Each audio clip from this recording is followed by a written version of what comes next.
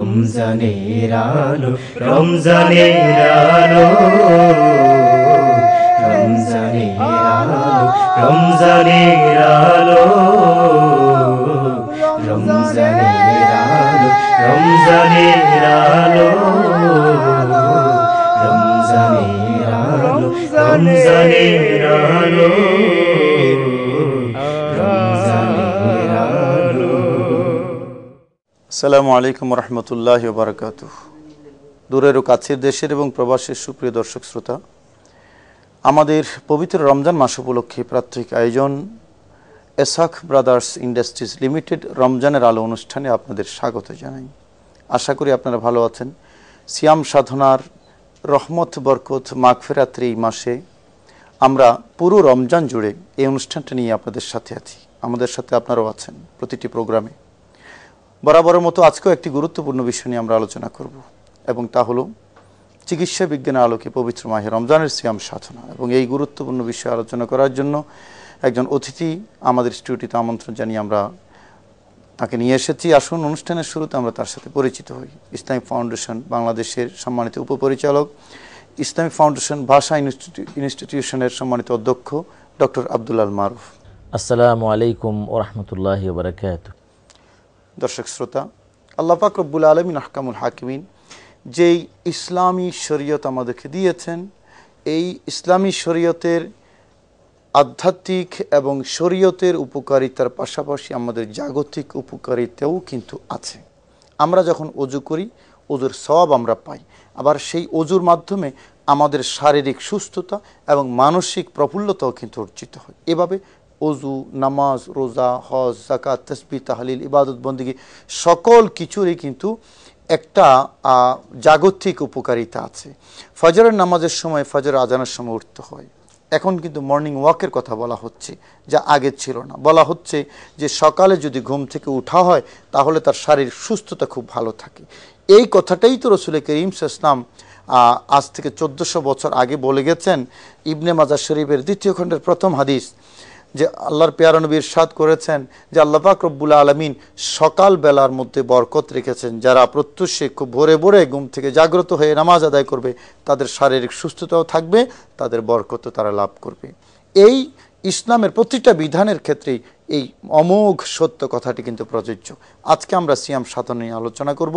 সিয়াম সাধনা এটা তার ফাইনাল আমরা পুরস্কার পাবো জান্নাত এবং বেহেশত। আল্লাহ পাক রব্বুল আলামিন নিজে বলেছেন আস-সাওমু লি ওয়া আনা আজজি বিহি, রোজা আমার জন্য এবং আমি নিজে তার প্রতিদান দেব। পাশাপাশি এই সিয়াম সাধনার মাধ্যমে আমাদের যে শারীরিক সুস্থতা অর্জিত হয় এ বিষয়ে আমাদের আলোচনার বিষয়বস্তু। চলুন আমরা আমাদের অতিথির কাছে যাই। ধন্যবাদ। শুধু দর্শক, আপনাদেরকে পবিত্র মাহে রমাদানের শুভেচ্ছা জ্ঞাপন করে আমি এই প্রশ্নের উত্তর দিচ্ছি যে মহান আল্লাহ রব্বুল আলামিন এই পবিত্র মাহে রমাদান এর সিয়াম সাধনা, এর তারাবির নামাজ এবং ইফতারের ব্যবস্থা, সাহরিতে রাত্রি জাগরণ, এই যে একটি প্যাকেজ প্রোগ্রাম দিয়েছেন, এটি আমাদের জন্য একটি সোয়াবের বসন্তকাল, তেমনি আবার আমাদের জন্য একটি প্রশিক্ষণ কালও বটে। তো আল্লাহ রব্বুল আলামিন মানুষ সৃষ্টি করার পর তিনি একটি ম্যানুয়াল দিয়েছেন। যেমন কোনো গাড়ির কোম্পানি একটা গাড়ি বানানোর পর সে গাড়ি কিভাবে চলবে, কিভাবে ভালো থাকবে, কয়দিন পর পর এর ইঞ্জিন অয়েল পাল্টাতে হবে, সেরকম ম্যানুয়ালে থাকে। তেমনি আল্লাহ রব্বুল আলামিন আমাদের যে মানুষের শরীর দিয়েছে, শরীর সুস্থ থাকলে মন ভালো থাকে এবং মনোদৈহিক সুস্থতার মাধ্যমেই কিন্তু আমরা আল্লাহ তাআলার ইবাদতকে সুন্দরভাবে আদায় করতে পারি। সেজন্য মহান আল্লাহ রব্বুল আলামিন আমাদেরকে পবিত্র মাহে রমাদানে যে সিয়াম সাধনার যে একটি ব্রত আমাদের পালন করার জন্য দিয়েছেন, এর ভিতরে কি আছে আমরা দেখি যে পবিত্র কোরআনে বলেছে লাআল্লাকুম তাত্তাকুন, তোমরা যাতে তাকওয়া অবলম্বন করতে পারো। তাকওয়ার আবিধানিক অর্থ হলো কোনো কণ্টকাকীর্ণ রাস্তায় বুঝে শুনে পা ফেলা। তো তেমনি আমাদের সারা জীবনে কোনটা ভালো কোনটা খারাপ সেটা চিন্তা করা, কোন খাবার আমার জন্য ভালো, কখন না খেলে ভালো, সেগুলি চিন্তা করে আমরা যখন পথ চলি তখন হবে এটা তাকওয়া।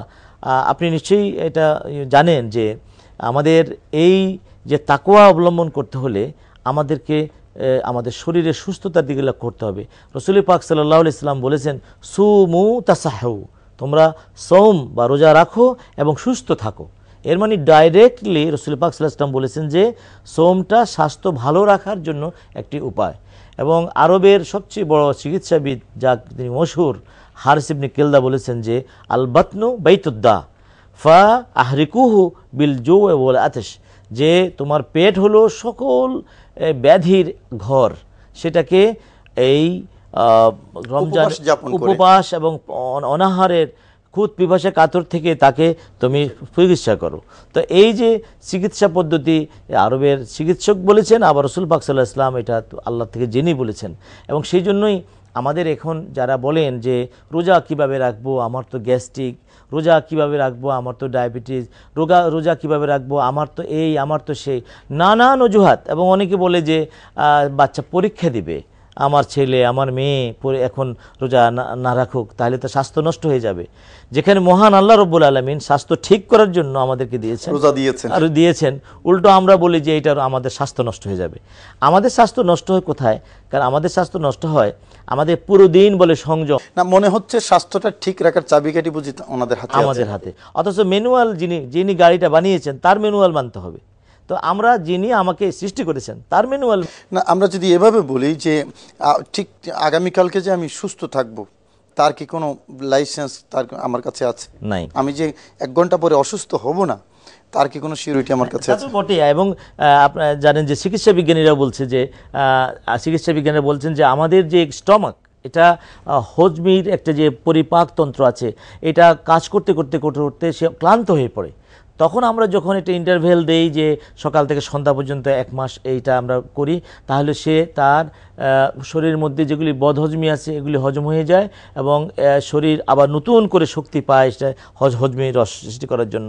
তাহলে এইটা চিকিৎসা বিজ্ঞানীদের দৃষ্টিতেও এটি অনেক সায়েন্টিফিক। তাছাড়া আপনি বিজ্ঞানের কেবল যে মানে শরীর বিজ্ঞান না, মনের বিজ্ঞানও একটা আছে।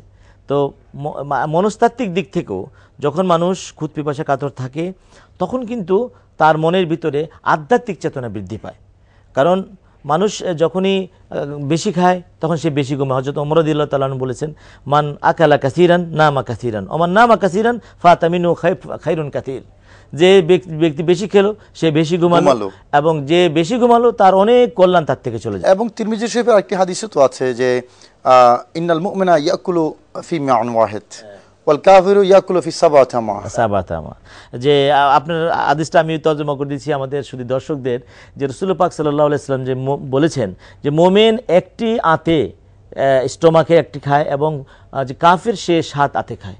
এটার একটা প্রতীকী কথা তিনি বলেছেন যে প্রকৃতপক্ষে আমাদেরকে বলা হয়েছে যে মুমিন যে থাকবে সে তার খাদ্যের চাহিদার 3 ভাগের 1 ভাগ খাবে, আর 1 ভাগ পানি দিয়ে পূর্ণ করবে, আর 1 ভাগ ফাঁকা রাখবে। আর আমরা করি কি যে খেয়ে আমরা ঢেকুর ছাড়ি এবং গড়াগড়ি দিয়ে ঘুমাই, আমাদের মেদ হয়, মেদ থেকে আমাদের প্রেশার হয়, প্রেশার থেকে আমাদের ডায়াবেটিস হয়। এবং আমরা বরং এই বেশি খাওয়ার কারণে এবং ক্যালোরি জমা করার কারণে, পরিশ্রম কম করার কারণে এবং মাঝে মাঝে উপবাস না করার কারণে আমাদের ভিতরে যে একদিকে আমাদের হয় কি যে আমাদের শরীর অসাড় হয়ে পড়ে, কর্মক্ষমতা হারিয়ে ফেলে। আবার দেখুন না যে এটাতে হয় কি যে আমরা অন্যের বেদনাটা বুঝি না। যদি আমরা সত্যিকার অর্থে যে উপবাস যাপন করলে যারা সারা জীবন উপবাস থাকে তাদের দরদটা বোঝা যায়। এখান থেকে আবার শুনবো। আমরা একটু আউটডোর থেকে আসি, আমাদের দর্শক শ্রোতা আমাদের জন্য প্রশ্ন নিয়ে অপেক্ষা করছে। আমি আপনার কাছে জানতে চাচ্ছি যে ডায়াবেটিস জাতীয় কঠিন রোগে যারা ভুগছেন রমজান মাসে তাদের কি করণীয়? হুজুর, আপনার কাছে আমার একটা প্রশ্ন, রোজা রাখা অবস্থায় ইনজেকশন অথবা ইনসুলিন দেওয়া যাবে? আলহামদুলিল্লাহ, আমরা গুরুত্বপূর্ণ 2টি প্রশ্ন পেয়েছি। প্রথম প্রশ্ন হলো যে ডায়াবেটিস কঠিন রোগ, এখানে একটু আগে আপনি যেটা আলোচনা করছিলেন রোজার থাকার বিষয়টা এসেছে। আরেকটা হলো যে ইনজেকশন এবং ইনসুলিন নেওয়ার বিষয়, দুটি কিন্তু আধুনিক প্রবলেম। আমার মনে হয় আমরা যদি সঠিকভাবে বলতে পারি দর্শক শ্রোতা অনেক বেশি উপকৃত হবে। ধন্যবাদ যিনি প্রশ্ন করেছেন, আমি তাকে অনেক ধন্যবাদ জানাই, কারণ এটা অত্যন্ত প্রাসঙ্গিক। আমাদের দেশে এখন মহামারীর মতো ডায়াবেটিস রোগ দেখা দিয়েছে বিভিন্ন ভেজাল খেয়ে এবং আমাদের যে জীবন যাপন পদ্ধতি তার ভিতরেও অনেক রকমের ত্রুটি রয়ে গেছে। যাই হোক, রোজা আসলে আমাদের ডায়াবেটিস রোগীদের জন্য এটা বিরাট একটা প্রশ্ন হয়ে দেখা দেয়। কিন্তু এখানে কথা হলো ডায়াবেটিস রোগীর কিন্তু শ্রেণী আছে, নাম্বার A, B, C অথবা নাম্বার 1, নাম্বার 2, নাম্বার 3। তো যারা একেবারে 3-তে চলে যায়, অর্থাৎ যাদের ইনসুলিন ছাড়া চলে না, তাদের কথা আমি পরে আসছি। কিন্তু যাদের এমনিতে চলে তাদের জন্য, ডায়াবেটিস রোগীদের জন্য অনেক ভালো, কারণ তিনি উপবাস যখন থাকবেন তার সুগার কম যাবে, সুগারের চিন্তা থাকবে না, আবার অনেক সময় হার্টের রোগের আশঙ্কা কমে যাবে। হ্যাঁ, তারপরেও আপনি নিয়মিত ওষুধ খান, তাহলে সাহরির সময় একটা ওষুধ খাবেন আর একটা ওষুধ খাবেন ইফতার করার পরপর। কাজে এটা খুবই সহজ সমাধান, এই নিয়ে চিন্তার কোনো কারণই নেই। হ্যাঁ, যারা ইনসুলিন নেয়, রোজা না রাখার কোনো সুযোগ নেই, রোজাকে বাদ দেওয়ার কোনো অজুহাত এখানে খাটবে না। বরং যারা ইনসুলিন নেন তাদেরও ওই ইনসুলিন নিতে পারেন যখন রোজা থাকে না তখন, মানে ইফতারের সময় নিতে পারেন এবং সাহরির সময় নিতে পারেন। হ্যাঁ, যদি এমন কোন রোগী থাকেন যিনি বারবার তাকে ইনসুলিন নিতে হয় এবং এছাড়া তার কোনো উপায় নাই এবং এটা উপশম হয়ে যাওয়ারও কোনো কারণ নাই, সেটা তাহলে আমরা কেয়াস করতে পারি যে একটা লোক তার পেশাব ঝরতেই আছে, তাও সে কখন অজু করবে, অজু করার কিছুক্ষণ পরেই ভেঙে যাচ্ছে, তার সম্পর্কে শরীয়তের হুকুম হলো যে সে এক অজু দিয়ে পেশাব ঝরলেও এক ওয়াক্ত নামাজ পড়বে, কিন্তু এই অজু দিয়ে আর দ্বিতীয় কোনো ইউজ করতে পারবেন না। তো তেমনি যার এমন অবস্থা যা তার হাজারে একজন হয়তো পাওয়া যেতে পারে যে ইনসুলিন ছাড়া তার ঘন্টার পর ঘন্টা, 6 ঘন্টা পর 5 ঘন্টা পর নিতে হয়, তেমনি ক্ষেত্রে হলে তিনি ইনসুলিন নিতে পারবেন। কারণ এখানে একটা স্পষ্ট হওয়া দরকার, সেটা হলো যে সকল ইনজেকশন দিলে আপনার খাওয়ার বিকল্প সৃষ্টি হয় সেগুলি জায়েজ নাই।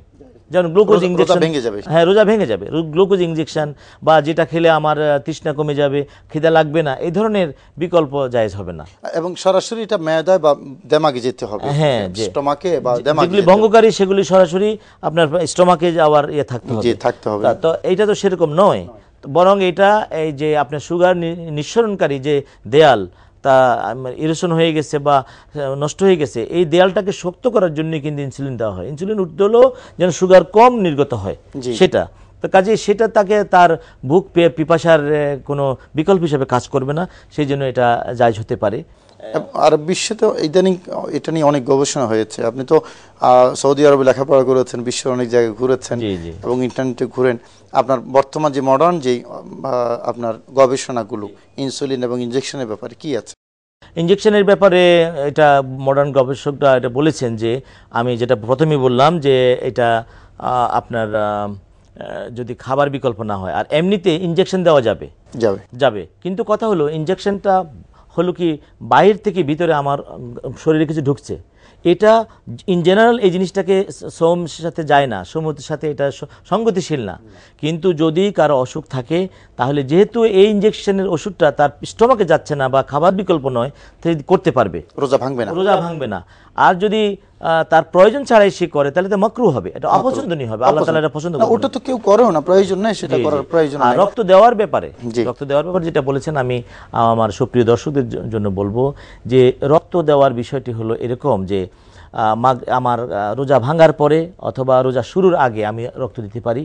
আর যদি কোনো মানুষের প্রাণকে রক্ষার জন্য এখন আমার এ পজিটিভ বা এ নেগেটিভ একটা নির্দিষ্ট গ্রুপের রক্তের প্রয়োজন, সেই ক্ষেত্রে সেই রক্তটি আপনি দিতে পারবেন, এটাতে রোজা ভঙ্গ হবে না।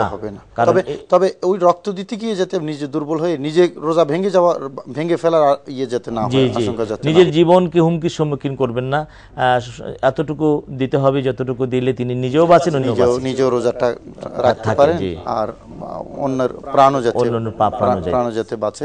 আপনি যে হাদিসটি বলছিলেন খুব সুন্দর আলোচনা, যে আমাদের দেশে মনে হয়ে থাকে রোজা রাখছি না কেন সুস্থতার জন্য, আর নবীজি বলেছেন তার ঠিক উল্টোটা, রোজা রাখো সুস্থতার জন্য। রাইট, আমরা বলতেছি রোজা না রাখা সুস্থতার জন্য, বিষয়টা একেবারে উল্টো। আরেকটি বিষয় ব্যাপার যে সুস্থ অসুস্থের ব্যাপারটা কি আল্লাহ এবং আল্লাহ রাসূল জানতেন না? পবিত্র কোরআন সূরা বাকারার মধ্যে আছে, ওমান কানা মিনকুম মারিদান আও আলা সাফারিন ফাইদ্দাতুম মিন আইয়ামিন উখর, যে তোমাদের মধ্যে যে কেউ যদি অসুস্থ থাকে অথবা সফর হালত থাকে সে অন্য দিন রোজা রাখবে। হ্যাঁ, ওই অসুস্থতা যদি এমন পর্যায়ে চলে যায় উনি একবার রাখতেই অক্ষম, সেক্ষেত্রে তো শরীয়ত ছাড় দিয়েছে, সে সুস্থ হলে রেখে দেবে। এবং সেটাও আয়াতে আছে, ওয়ালাল্লাযিনা ইউতিকুনা ফিদিয়াতুন তাআমু মিসকিন, যে যারা একেবারে আর এত অসুস্থ পর বৃদ্ধ যে আর ফিরে আসবে না, সুস্থ হবে না, কিন্তু তার মনে আফসোস সেই ক্ষেত্রে তিনি এটা করতে পারেন। ফিদিয়া দিতে পারেন। আর যে অসুস্থতা আপনার সুস্থ হওয়ার সম্ভাবনা আছে, মনে করেন এখন আমার জ্বর হলো, প্রচন্ড জ্বর, রমজান মাসে, রমজানের পর আমি সুস্থ হয়ে গেলাম, তখন তো ফিদিয়া দেবে না কাজা করবে? কাজা করবে, অবশ্যই নিশ্চিতভাবে অবশ্যই কাজা করবে। অর্থাৎ সাময়িক যে অসুস্থতা, এটার জন্য সে কাজা করবে। আর এমন অসুস্থতা যেটা থেকে আর ব্যাক করার আর সুযোগ নেই, হয়তো সম্ভাবনা নেই। এবং এইখানে আমি আমাদের দর্শকদের উদ্দেশ্যে কথা বলতে পারি যে আল্লাহ রাব্বুল আলামিন বলছেন, ওমা জাআলা আলাইকুম ফিদ্দীনি মিন হারাজ, তোমাদের ধর্ম পালনে আমি কোনো রকমের কষ্ট রাখিনি। আল্লাহ তাআলা এই পবিত্র কোরআনের পবিত্র সোম সাধনার সম্পর্কে বলতেছেন, ইউরিদুল্লাহু বিকুমুল ইউসরা ওলা ইউরিদু বিকুমুল উসরা, যে আমি তোমাদের সহজ সচ্ছলতা চাই, তোমাদের কষ্ট কামনা করি না। এবং সত্যিকার অর্থে এই জন্যই কিন্তু যারা পৃথিবীর মেরু এলাকায় থাকে, যাদের 6 মাস দিন 6 মাস রাত, সেখানে কিন্তু 6 মাস তারা রোজা রাখে না, তারা ঘন্টা হিসেব করে রাখে, ঘন্টা হিসেব, যাতে আল্লাহ, যেটা মানুষের সাধ্যের অতীত। এটাই মূলত মাযহাবের শরীয়ত। আমি আবার ফিরে আসবো আপনার কাছে, দর্শক শ্রোতাদের কাছে আবার একটু যেতে হবে, আমাদের জন্য প্রশ্ন নিয়ে অপেক্ষা করছেন। রোজা অবস্থায় কোনো মুমূর্ষু রোগীকে রক্ত দেওয়া যাবে কিনা? হুজুর, আপনার নিকট আমার একটা প্রশ্ন। মহিলারা রান্না করার সময় তরকারি লবণ কিংবা ঝাল হয়েছে কিনা দেখলে রোজা ভাঙবে কি? আলহামদুলিল্লাহ, আরো গুরুত্বপূর্ণ দুটি প্রশ্ন পেলাম আমরা। প্রথম প্রশ্নের জবাব দর্শক শ্রোতা ইতিমধ্যে দেওয়া হয়ে গেছে, রক্ত দেওয়া যাবে কিনা। অর্থাৎ আননেসেসারি তো রক্ত কেউ দেয় না, যদি কোনো মুমূর্ষু রোগীকে বাঁচাতে হয়, নিকট আত্মীয় বা দূর আত্মীয় বন্ধু বান্ধব, তার জন্য রক্ত দিলেও রোজা ভাঙবে না, এটাই বলা হয়েছে আমাদের সম্মানিত অতিথির পক্ষ থেকে।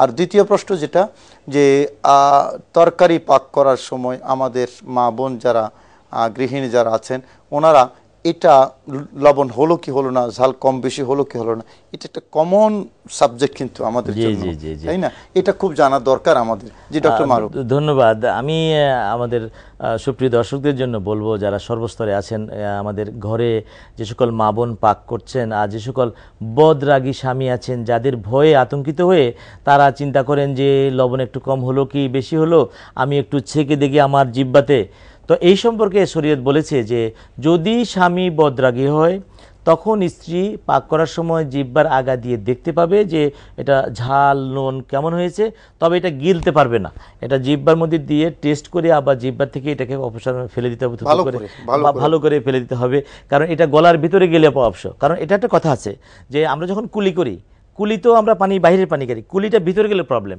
মুখের ভিতরে না হলে প্রবলেম না, কিন্তু তারপরেও এটা অপছন্দ। কারণ আমি তো রোজা রেখেছি যে পৃথিবীর খাবারের পানীয়ের আমি স্বাদ গন্ধ নিব না, কিন্তু আমার যদি কপালে খারাপ থাকে যে আমার স্বামী একেবারে বদরাগী, সে এই কয়টা কনসিডার করলো না যে উনি তো রোজা রেখেছেন, তাই উনি দেখতে পারেন না একটু লবণ কম হয়েছে বা বেশি হয়েছে।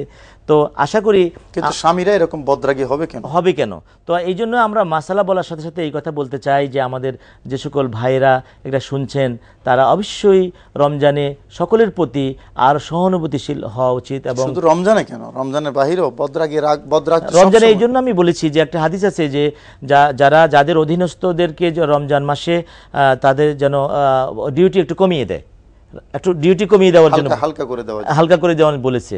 তো সেক্ষেত্রে একজন স্বামী তার স্ত্রীর এই ডিউটিটা একটু হালকা করে দেবে। কিন্তু স্বামীর তো সবসময় উচিত যে এই একটু তো ব্যাসকম হতেই পারে, তাই বলে স্ত্রীকে রাগারাগি করা, পিটাপিটি করা, মারামারি, এটা তো শরীয়ত, আমাদের শরীয়ত এলাও করে না। রাসূল পাক সাল্লাল্লাহু আলাইহি ওয়াসাল্লাম বলেছেন, খায়রুকুম লিআহলিহি, তার স্ত্রীর কাছে, পরিবারের কাছে যে ভালো সেই তোমাদের মধ্যে উত্তম। তো সেই উত্তম থাকতে চাও আমাদের দরকার।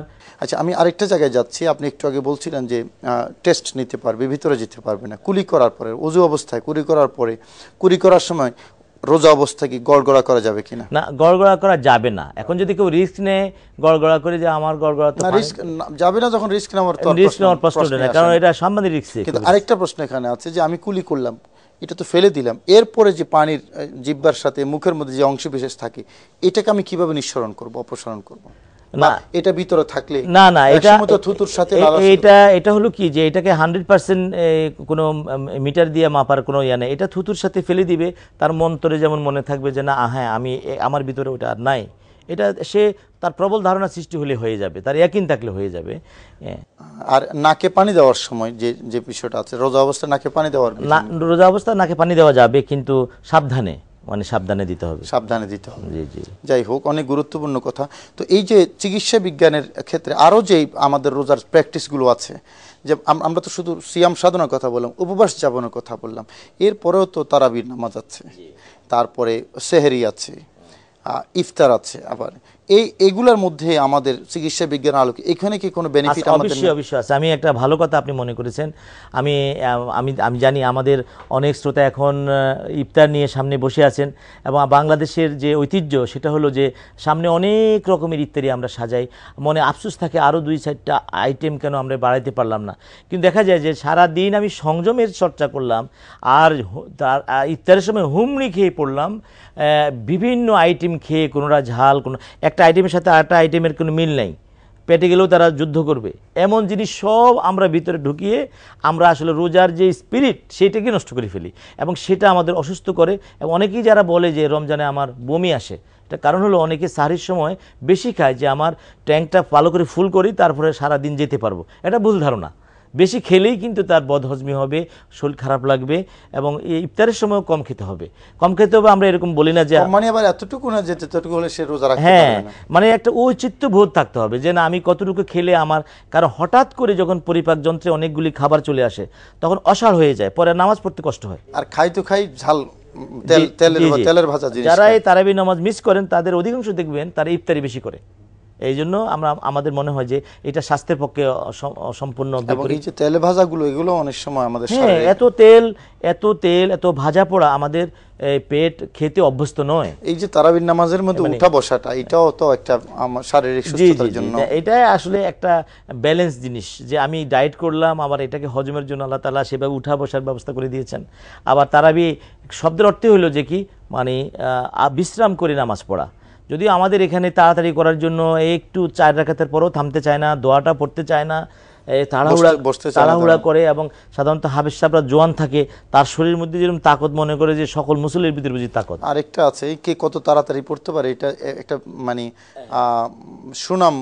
জি, সেটাও একটা ব্যাপার আছে যে আমাদের হাফেজ সাহেব খুব তাড়াতাড়ি কোরআন শরীফ পড়তে পারে, 1 ঘন্টার ভিতরে, 1 ঘন্টায় আমাদের 20 রাকাত শেষ। সেখানেও কিন্তু স্বাস্থ্যের ব্যাপার আছে আপনার না, 1 ঘন্টা এটা একটা মানে ঐতিহ্যের মতো, যে আমাদের মসজিদে 1 ঘন্টা তারা বিশেষ হয়ে যায়, একটা প্রাউড ফিল করে। জি জি জি, এটা আমাদের আসলে কি তাই? এটা কখনোই ঠিক নয়, কারণ পবিত্র কোরআনকে বলছে ওরাত্তিলিল কোরআন তার তিলের সাথে, শুদ্ধের সাথে আরেকজন বুঝে এরকম সুন্দর একটা মানে ভঙ্গিতে পড়া দরকার। আর যে বাবলা বাবলা বাবলা করে পড়ে যায়, তো এটা কোরআনের সাথে বেয়াদবি হয়, এবং সে নিজেও বুঝে না, অন্যকেও বুঝতে দেয় না। তাহলে কোরআনে যে আমরা তারাবির নামাজে যে তেলাওয়াতের যে সিস্টেম, সেটার মূল উদ্দেশ্যে ব্যাহত হয়ে যায়। ওটা তো আপনার মাখরাজ যদি আদায় না হয়, তাহলে কি কোরআন তেলাওয়াতের সওয়াব হবে না গুনাহ হবে? অবশ্যই গুনাহ হবে, কারণ সেটা তো আল্লাহর কালামকে বিকৃত উচ্চারণ করাটাই তো খারাপ। জি জি জি। অনেক আলোচনা শুনলাম দর্শক শ্রোতা আমাদের আজকের অতিথি থেকে, চিকিৎসা বিজ্ঞানের আলোকে সিয়াম সাধনার ভূমিকা। আমরা শুধু উপবাস যাপনে নয়, আমাদের এই রমজানের যে টোটাল প্যাকেজ, ইফতার, তারাবি, সেহরি সহ এই টোটাল প্যাকেজের মধ্যে আমাদের শারীরিক সুস্থতার বিষয়টা নিশ্চিত হয়েছে। এবং এই যে সিয়াম সাধনার মাধ্যমে আমরা 1 মাস আমাদের এই উপবাস যাপন করতেছি, দিনের বেলায় আমাদের যে কথাটা আমাদের সম্মানিত অতিথি বলেছেন, যে আমাদের পরিপাক যন্ত্র 11 মাস দুর্বল হয়ে যায় কাজ করতে করতে, বাস খাবার যখন কম তখন তার কাজ কিন্তু কমে যায়, একটু রেস্ট পায়, সেই রেস্ট থেকে আবার সে নতুন করে উদ্যম, নতুন করে শক্তি সঞ্চয় করে। যেমনটি বলা হয়েছে, বিশ্রাম কাজের অঙ্গ একসাথে গাথা, নয়নের পাতা যেন নয়নের অংশ যেন নয়নের পাতা, অর্থাৎ পরিপাক যন্ত্রেরও একটা রেস্টের, একটা বিশ্রামের প্রয়োজন আছে। সেই বিশ্রাম করার পরে মানুষ কিন্তু আবার পুরো উদ্যমে, নতুন উদ্যমে কিন্তু সে শক্তি সঞ্চয় করে। দর্শক শ্রোতা, এই সায়েন্টিফিক বিধান, এই সায়েন্টিফিক শরীয়ত, এটার নাম ইসলাম ধর্ম। আমরা অনেক সময় বুঝি না, সে কারণে আমরা ইসলামটাকে কঠিন মনে করি। আল্লাহ পাক রব্বুল আলামিন কঠিন ইসলাম দেন নেই, এটাও আমাদের আলোচনায় উঠে এসেছে। মা জাআলাল্লাহু ফিদ্দীনি মিন হারাজ, আল্লাহ পাক কঠিনতা কিন্তু রাখেন নেই। সেই সহজ জিনিসটাকে সহজভাবে মেনে নেওয়ার মানসিকতা তৈরি করতে হবে আগে, তারপরেই আমরা সিয়াম সাধনা সহ আমাদের শরীয়তের যাবতীয় বিধিবিধানগুলো আমরা পালন করতে পারবো। আল্লাহ আমাদের সহায় হন। ধন্যবাদ আপনাদেরকে, ধন্যবাদ সম্মানিত অতিথিকে। ভালো থাকুন, সুস্থ থাকুন। আসসালামু আলাইকুম ওয়া রাহমাতুল্লাহি ওয়া বারাকাতুহু। প্রতি বছরে নতুন করে মুমিন হৃদয়ে আসে দূর করতে কালো রমজানের আলো, রমজানের আলো।